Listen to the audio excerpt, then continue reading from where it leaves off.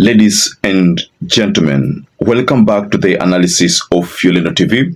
I hope you're well from wherever you're watching this channel. Now, when John Mbadi was confronted with questions emanating from the statement that NDINDI made about the ballooning debt, Mbadi was forced to explain a lot of things regarding these ballooning debts, which according to NDINDI had hit 11 trillion.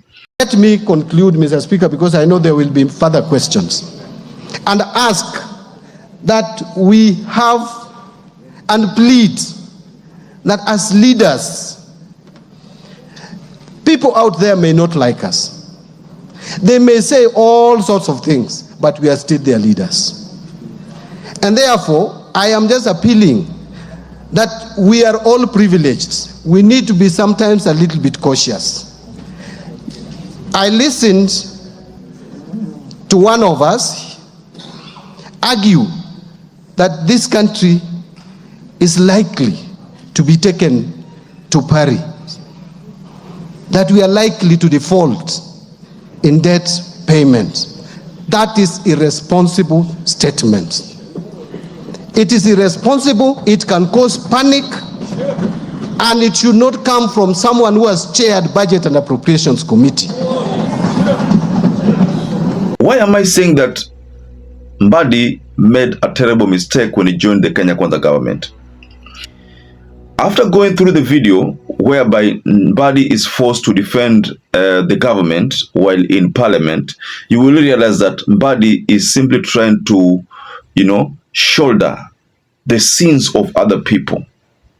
That is why you find that he almost lost his cool when he was trying to address the statements that came from NDINDI, and even going to an extent of saying that nobody should raise alarm. There should be no cause for alarm. These statements that are being shared by politicians should not scare people. Those are some of the messages which came from CS Mbadi. So in this analysis, ladies and gentlemen, I want us to go into a statement that Mbadi unleashed in parliament and why the parliamentarians were not happy with his statement. In fact, if you look at the reaction from like MP Wamboka, you will realize that Mbadi missed the point in his explanations. But before we get further on this analysis, ladies and gentlemen, kindly like this video, subscribe to this channel, and to our existing subscribers, I want to continue thanking you so much, because without you, this channel wouldn't have grown. So if you look at the statement from Mbadi, you will tell that Mbadi appeared to be someone who is disturbed. The defense from Mbadi about debt isn't vitu ambazo he was not involved in. He was not in fact there when this debt were being taken. You should be borrowing for development alone. But even by doing the math even with a pencil, if we take our revenue collection, you remove CFS, you remove salaries, you're already in red. It means the money we borrow, some of it is for budget support, and clearly that money is for recurrent. You don't need to go very far. Just this data, just do the math around this data, even with a pencil, you'll get the correct figure. So this issue of debt, if we are not progressive enough and prudent enough as a country, in just a few months to come, we will see the ramifications. If I may go back to Jubilee days, and this was another mistake which Raila Amolo Odinga made when he joined Uhuru Muigai Kenyatta at a time whereby the government, hiyo Jubilee, ilikuwa imechukua loans nyingi. Remember when they took over in 2013, this issue of SGR, first of all, ilikuwa ni kitu ambayo ilikuwa inapatia serikali ama Kenya loan kubwa sana. Alafu kuna zile infrastructure, ilikuwa ni loan after loan from Chinese, Chinese gave Kenyans a lot of loans. So again, you realize that during that time ODM walibeba zile sins za hiyo serikali ambazo unapata kwamba Ruto alikuwa wakati huo kama deputy president, lakini kapata kwamba alipogundua kwamba kuna shida akajitoa mapema, akaanza kupiga hiyo serikali vita. So ikawa ni kama Raila Amolo Odinga ndiye alikuwa wakati loans zikichukuliwa, lakini ilikuwa kwa yeye. Wakati loans zikichukuliwa ilikuwa na wakati Ruto alikuwa.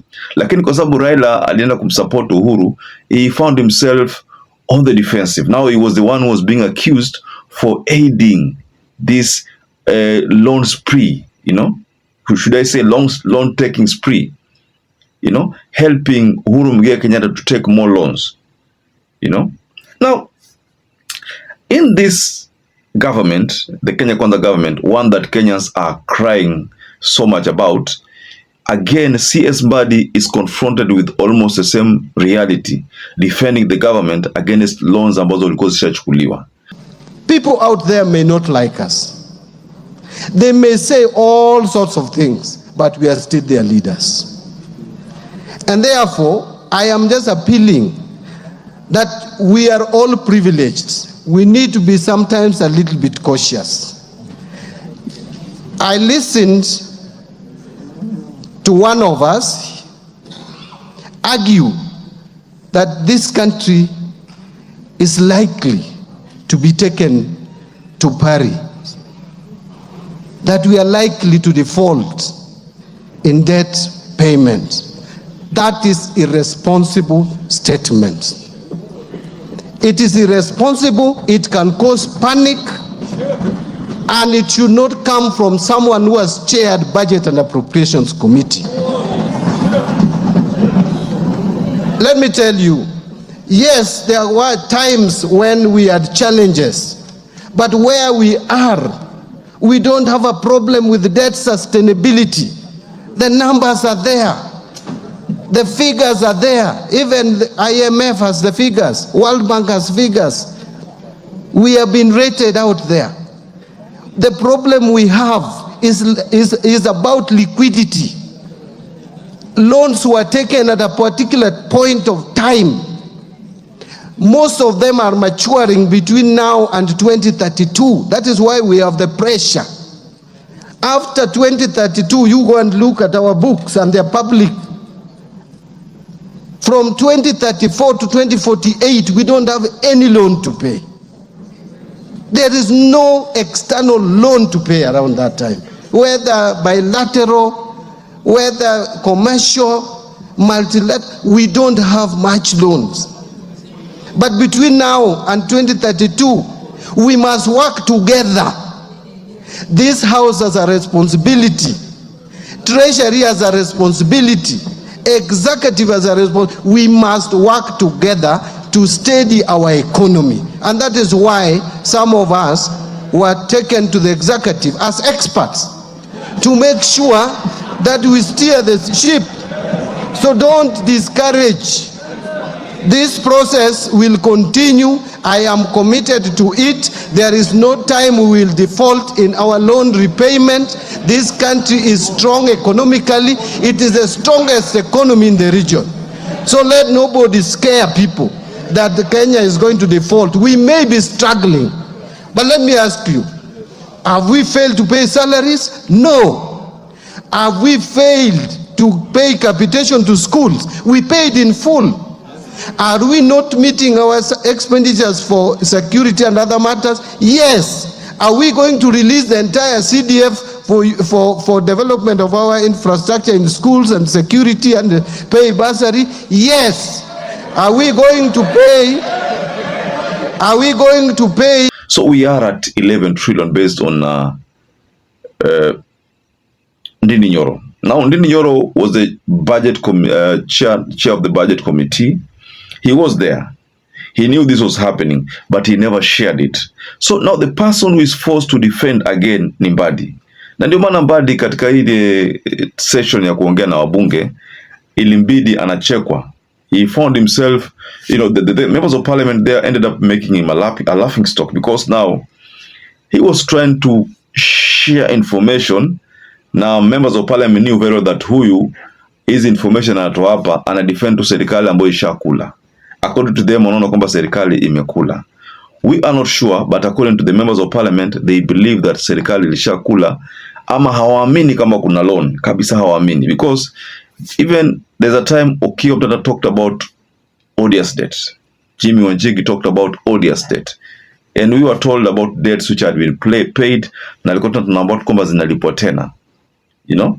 So this is the main reason why CS Mbadi alijikuta matatani trying to explain a point or trying to defend a government which had taken loans na yeye hakuwa. Based on nini Nyoro, we are told that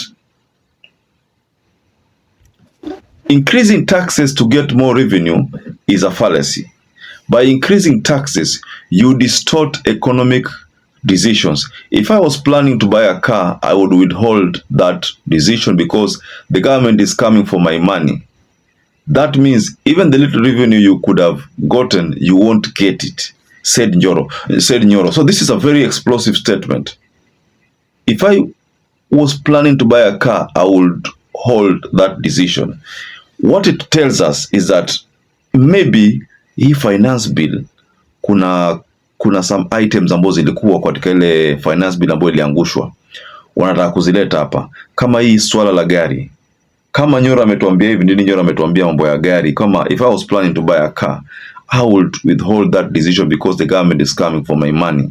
So ili swala la gari ni kama linataka kuletwa tena, na ile swala ambalo lilifanya maandamano ikafanyika kama hiyo gari, kama ile mambo ya boma una tax, you know, vitu kama ancestral home una tax, vitu zingine ambazo hazifai. So hii ndio imemfanya Mbadi, hata pia Mbadi amekasirika, but amekasirika na hizi issue yeye mwenyewe amejiletea mwenyewe, amejifix mwenyewe, kwa sababu ikiwa kama angejoin serikali angebeba ule msalaba. Alafu unajua Kenya kwanza ni wajanja, walimpatia Mbadi docket ngumu. Hiyo docket ya finance ingefai baki tu na watu wa Kenya kwanza huko. Labda Mbadi angekuwa tu ni CS wa maybe public service, vitu zingine rais, alafu watu kama kina Rukuu wapewe hii CS treasury ndio wakipate. Sasa Mbadi inabidi abebe msalaba wa wengine. Yeye hizi vitu hajui, hizi loans zilichukuliwa kama hayuko, lakini inabidi abebe msalaba, you know. So that is a bit challenging, ladies and gentlemen. So perhaps if you're watching this video and you have not subscribed, take 1 second and subscribe, like this video. Until you catch up again, stay safe and stay blessed.